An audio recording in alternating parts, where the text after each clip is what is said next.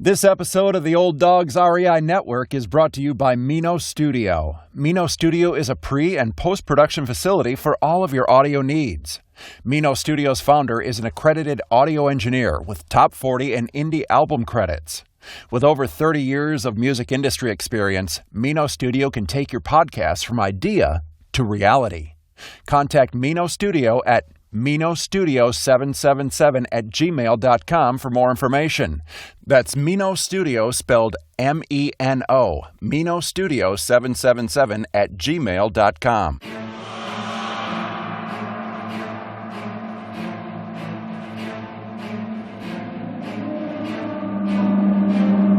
In a world where jobs are how most people make money, one man, one desire, one challenge dares to break the mold. Welcome to the Old Dogs REI Network, where we don't work for money. Money works for us. Coming soon. Viewer discretion advised.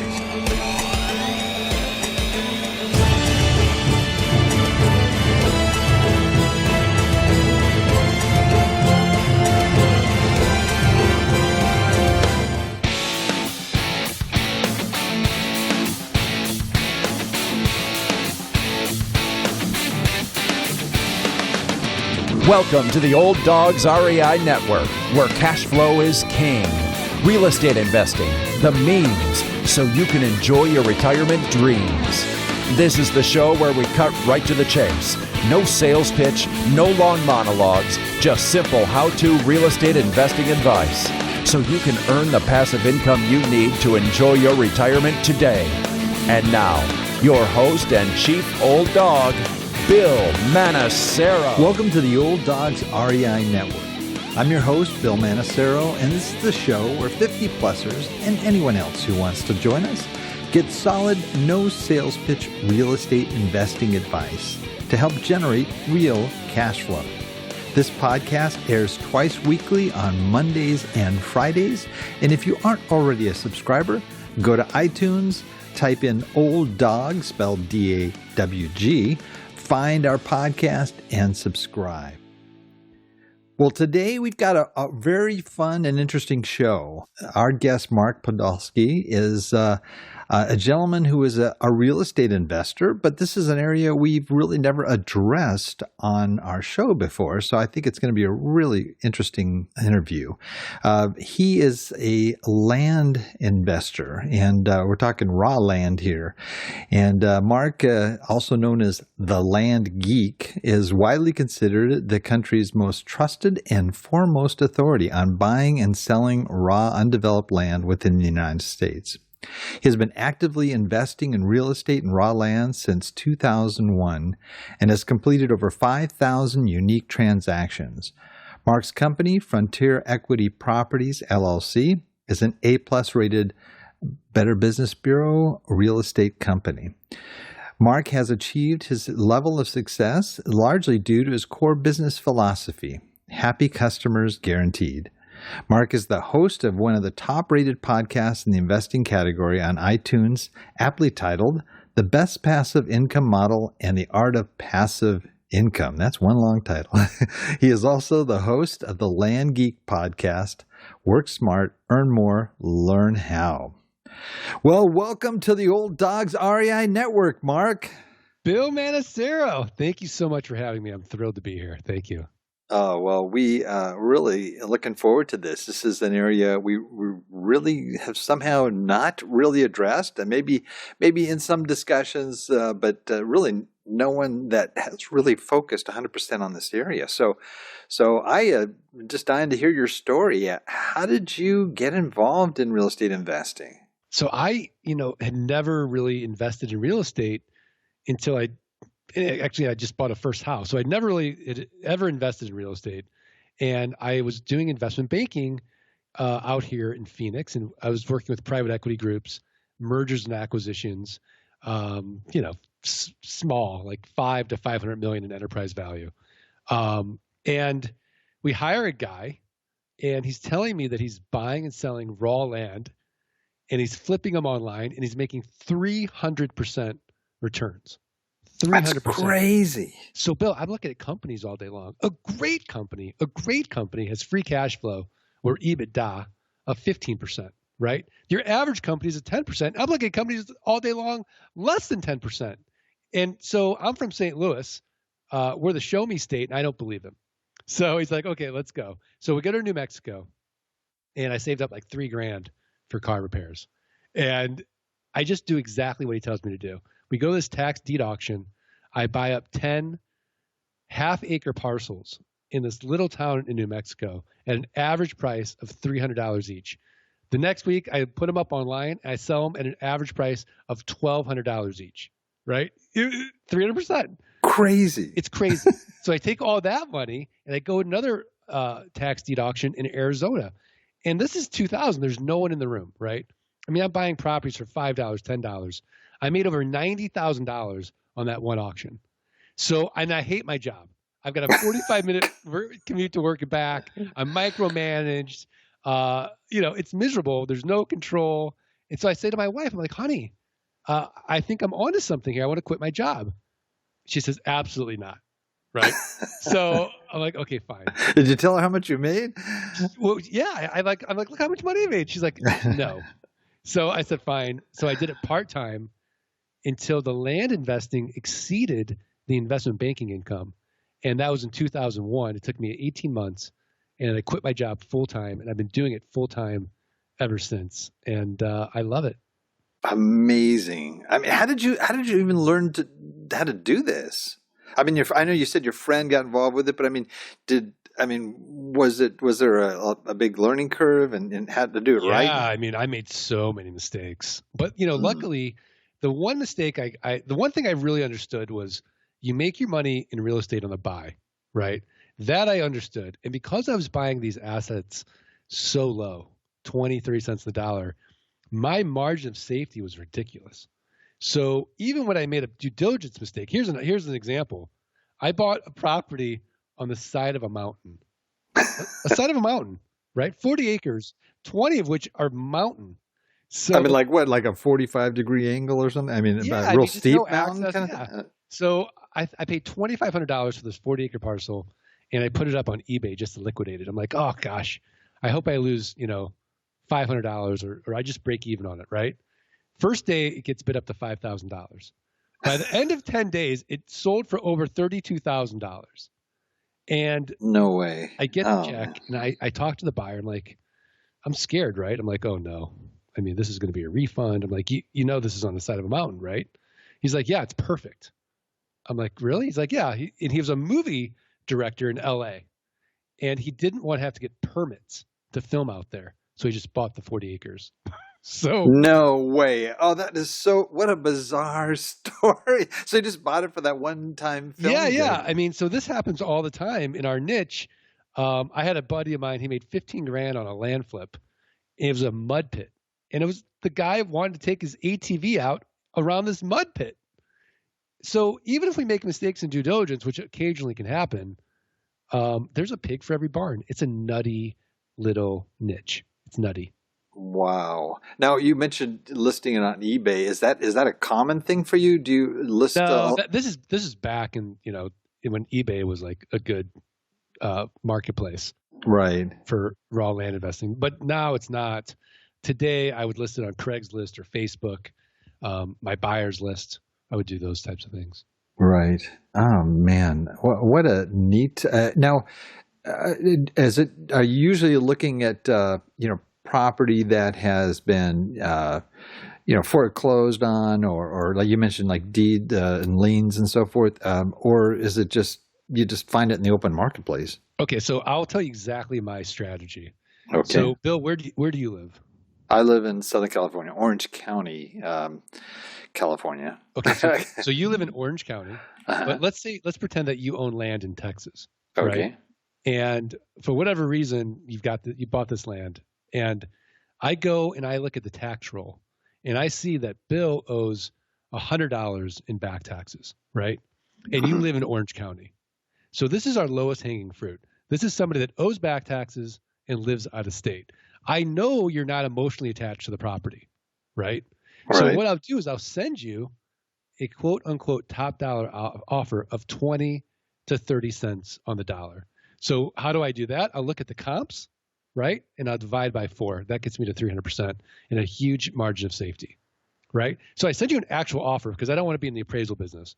Mhm. So you look at this offer and you're like, well, I'm sick of getting the letters from the treasurer that I owe back taxes. I'm never going to go with this property in Texas. I'm never going to improve it. I'm never going to do anything. Like, something's better than nothing. I'll take Mark's offer. So then I go through due diligence, right? And I outsource the due diligence. So I pay $11 in the Philippines. They go through the title search, and then I'll have somebody on Craigslist go out and look at your property for $50.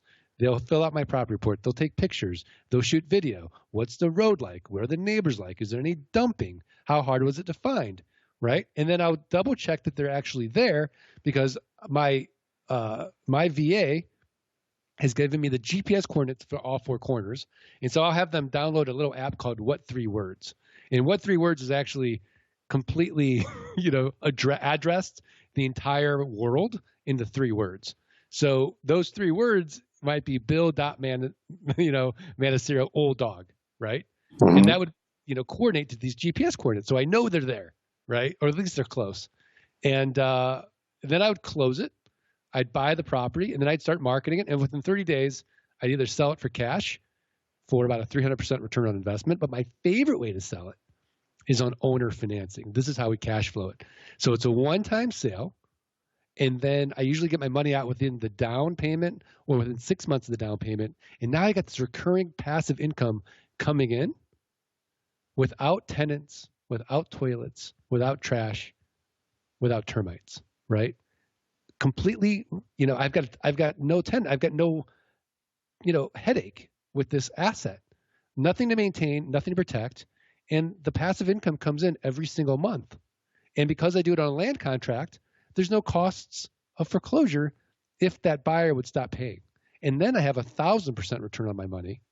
And it's what I call the best passive income model. I don't think there's anything better, because I'm not dealing with anything physical. I'm shuffling paper bill and I'm making money. Interesting. Now, do you write your own deed for those where they're paying you on a monthly basis?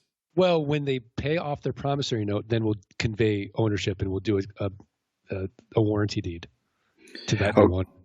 Okay, I see. So you wait for them to pay it off. And what kind of terms do you generally have for something like that? So we make it a car payment. It might be $500 down, $249 a month, right? Mm-hmm. We have payments ranging from $99 a month all the way up to $5,000 a month.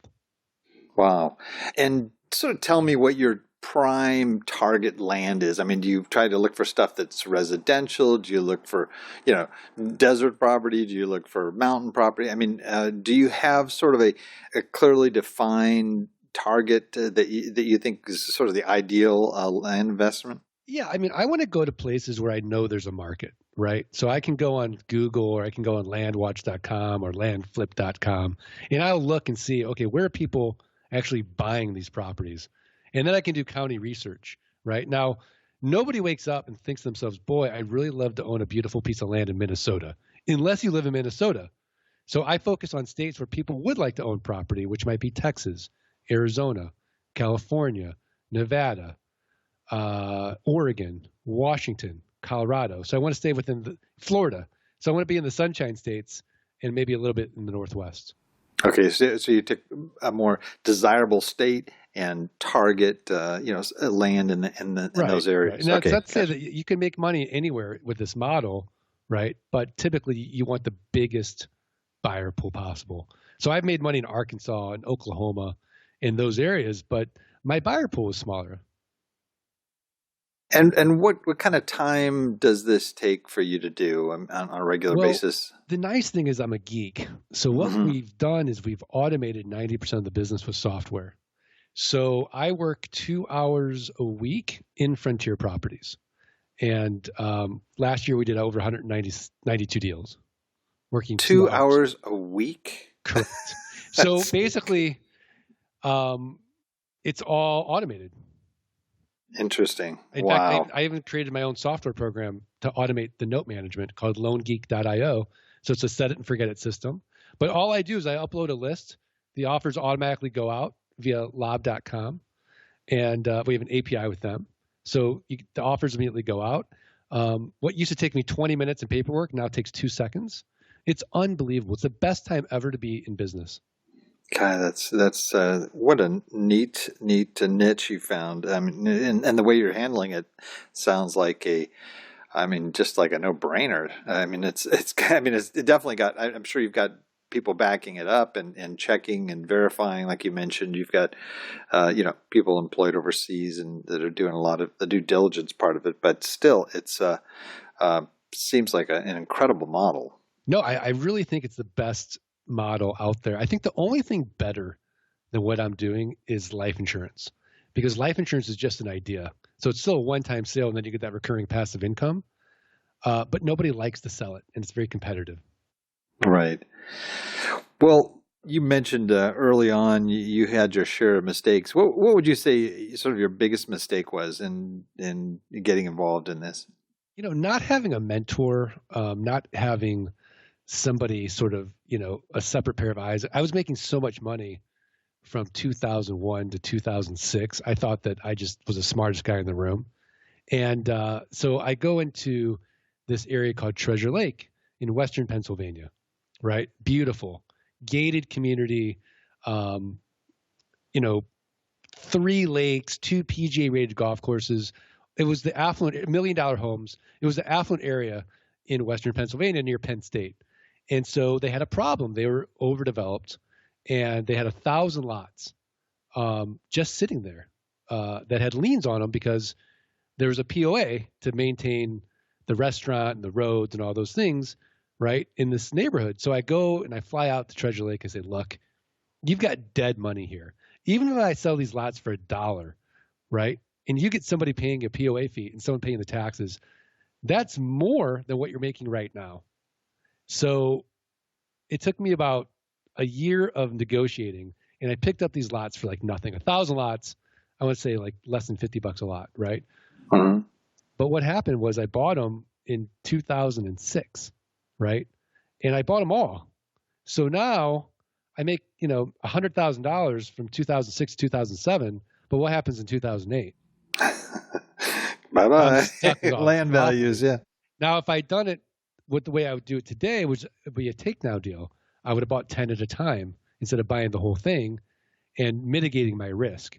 But I didn't know what I didn't know, and I just took down the whole deal, and that was a big, big mistake. So I made $100,000, but when I actually look at my effective hourly rate and how much time it took me to get those properties, I think I broke even on that deal. Man. Well, conversely, what would you say it was your biggest success? Oh my gosh, I bought property from a public company that only wanted the mineral rights in these areas in Nevada. And so I was buying up properties, sections of property, 640 acres, subdividing them into 40s and selling them. And on that one deal, I made over $5 million. Unbelievable. Wow. We have a lot of folks that listen that are 50-plussers. You got people that are approaching retirement, some that are already there. And a lot of these folks are looking at ways to be able to supplement their income or to at least hedge their retirement so that they're well prepared to be able to have the retirement that they really want to have. And what advice would you give to those folks? They're very concerned because the money they have is, money they're not going to gamble with. They worked hard for this. These are their pensions, their 401ks, their IRAs, and they're very selectively looking at how can I use those funds to leverage into something that will be able to benefit me in my retirement. What advice would you give to them? I'd make a tiny bet on a land investment, just a small one. I wouldn't invest more than, say, $1,000. And I would kind of go and learn what I'm doing and test it for themselves and see how the process goes, right? So all they'd have to do is get a list from the treasurer, send out a few offers, right? All they're going to do is they're going to look at the comps, they're going to divide by 4, and they're going to send out those offers, right? A percentage of those are going to come back. And then, they're going to do their due diligence like they would normally would, but it's much simpler than it would be for anything physical like a house or a, apartment building or anything like that. because you're not dealing with anything physical, just raw land, right? Is there ingress and egress? Can you get to it? What can you do on it? Call planning and zoning, right? And then sell it and put it out on a free platform like Craigslist on easy terms, right? So if you bought it for $1,000, maybe you'll put it at $500 down, $249 a month, right? You have your money out in 3 months. And try it. And then if it works for you and you enjoyed it, do it again. Or go to, a professional and say, hey, I want to do this. I want to, invest a very small percentage and test it and do a tiny bet again and let someone like me manage it and do it for you. Now, do you have stuff land you would never buy? I mean, besides something next to a nuclear, I go zone, dumping zone. Yeah, like I don't buy in New Jersey or a lot of these eastern states where there might be Superfund sites. Mm-hmm. I don't buy in Churchill County, Nevada. The Air Force bombs out there. So anywhere that it's very easy to find this information. It's all public. You just avoid any environmental areas. But for the most part, I've learned not to be a land snob. I learned that the hard way because I passed on a deal thinking that who would ever buy this stuff? It was in like a really, ugly area of New Mexico.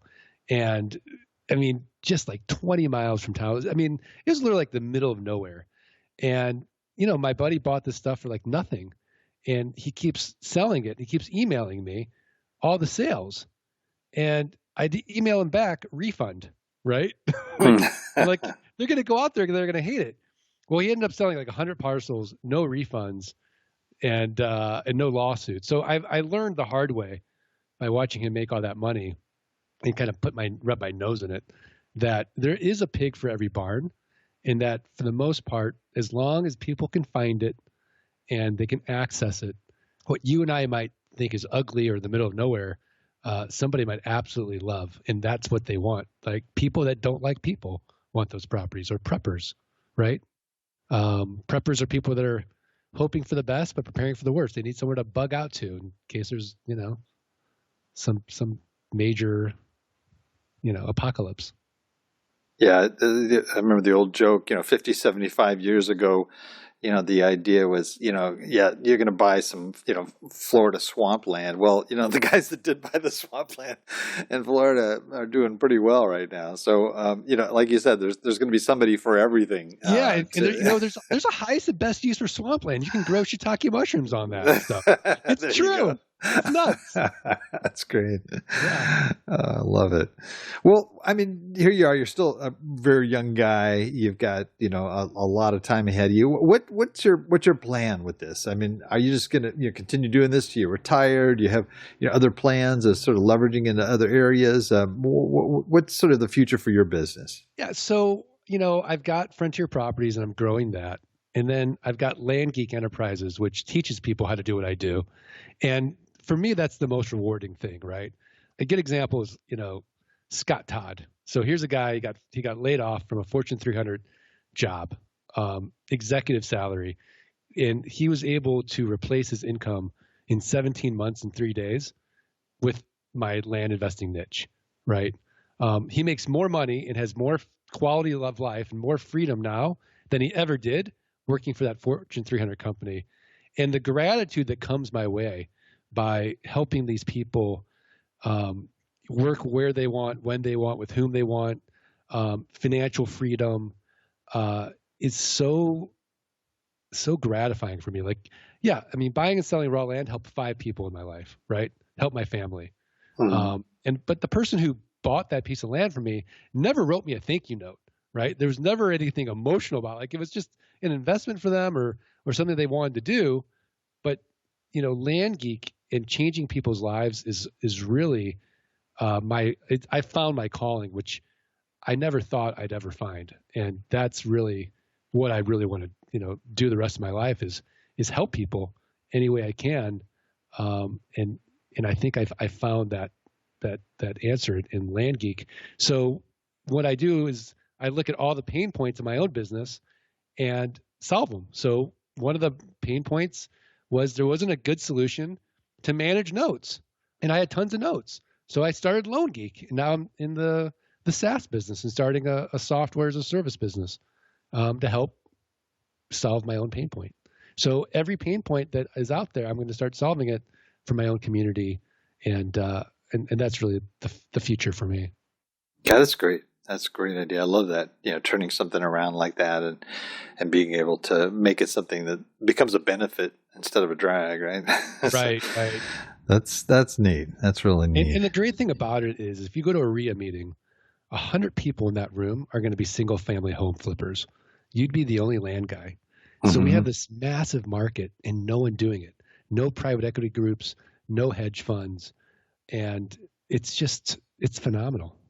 That's great. That's great. Well, it sounds like you're definitely getting into the educational side of things and trying to develop that more. Do you have like a program you offer or consulting, or how are you dealing with that part of it? Yeah, I mean, we have a home study course, and we do something called Flight School, where it's an 8-week, hands-on course, because I really think that this is the kind of thing, like, the best way to learn is by doing it. So for 8 weeks, we just do it with you, right? And make sure there's accountability and there's focus involved. And if you mess up, we're right there. So it's, we have Flight School. We do, boot camps. Our last boot camp was in San Antonio. Our next one's going to be in Vegas. And, there's nothing like being in the room with me for 2.5 days of land investing immersion. So we really, want to help people, move the needle in their lives with this niche. And, we take the training very seriously. Do you got any plans for a book in the future? Yeah, I'm finishing a book, and hopefully that'll be done, this month. Really? Yeah. Hey, we may trade out our deal here. We'll see what transpires, but that might be something nice for an incentive for folks that may contact you or something. Yeah, absolutely. I mean, they can also go to thelandgeek.com, and we have the passive income blueprint, and we have an ebook, How to Avoid the 3 Fatal Land Buying Mistakes, and we also have we'll deliver each week our podcast. We have over 100 podcasts devoted just to land investing. So there's no shortage of free information that we provide on how to do this. That's great. Well, I'll tell you, this is a subject I could talk to you here for a long time on this, because this is an area I've been real interested in. My dad was a big land investor, but he just never seemed to be able to make it happen. He ended up with these, holding on to these properties, and I don't know what his plans were, but he just always ended up just kind of having to unload them, and he made a little money. They appreciated it, but it wasn't to any degree the same type of operation that you have, which is just the flipping land, which is fascinating. Really, really great idea. Thank you. We're at that part in our interview here, what we call the wrap it up session, and we ask you a series of quick questions here, and you give us your quick responses, and basically zero in on resources and ideas for investors, and just to pick your brain a little bit here. So are you ready for that? I'm ready. All right. First question. Favorite real estate book? I have so many, but I'm going to go Cash Flow Quadrant, Robert Kiyosaki, Sharon Lecter. And I had Sharon Lecter on my Best Passive Income Model podcast. Ah, great. How about favorite business book? Right now, I have a million of them, but right now I'm really enjoying Deep Work by Cal Newport. Good choice. How about most valuable website for success other than your own? I like FarnhamStreetBlog.com. It really delves into a lot of areas, and I find it fascinating over there. Ah, great. How about favorite app? Voxer. I love Voxer. That's the one you mentioned. That's the first time I've heard of that. So it sounds like a great app. Oh, it's fantastic. It's a walkie-talkie. It's like being a kid again. How fun. How about favorite quote? Favorite quote: if you'll do for the next 3 years what other people won't do, you'll be able to do for the rest of your life what other people can't do. Zig Ziglar. Great quote, and a good guy too.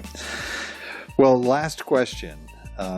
Let's say you lost everything. Okay, some catastrophic economic something that happened, and all you have is $1,000 cash. If you could start all over, okay, how would you use that $1,000 to turn things around and get back into your business? Oh my gosh, I'd use it to send out offers for raw land, and I would quickly be back where I am now. Great. It doesn't take a lot of money, and I could actually lock up the property. I could do options. I could find the buyers, and then do a dual closing, so I don't need any money. Build up my cash reserves. I'd be back in 12 months or shorter. God, that's great. I mean, did you actually do like wholesalers do, where they actually find the property before you actually pay for it? You find a buyer and that kind of transaction? Yeah, I mean, we can do assignment of contracts just like wholesalers. We can extend out due diligence and find the buyer before we close, get the money from the buyer, use that to close, and then just do either a conveyance or a contract. Oh, that's so you don't need a lot of money. I mean, my buddy Duran started with $800. He's made over millions of dollars doing this. I started with $3,000. I mean, Mike Zano was $40,000 in debt, and he got out of debt in the last year. He made over $80,000 cash, not including notes. Unbelievable. Just flipping. Wow. Who did I talk to the other day? PJ Riley made more money this last year in 2016 land flipping than he did at his full-time job. Eric Peterson, same thing. I mean, I get these emails and it's unbelievable. That's great. Well, how can people get a hold of you? You mentioned you have a website, and what information can you provide so that folks can find out more about what you do and be able to ask questions? Yeah, I think the best place to go is thelandgeek.com. They'll be able to access you through there? Yeah, absolutely. Great.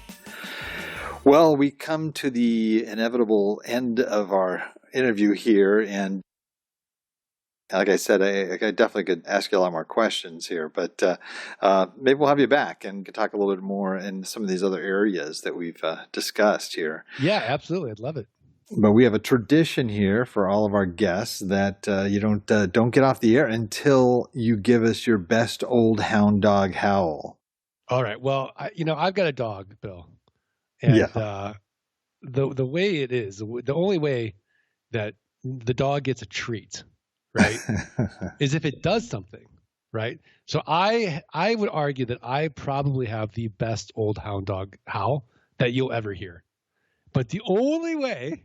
So I have to get you a biscuit or something?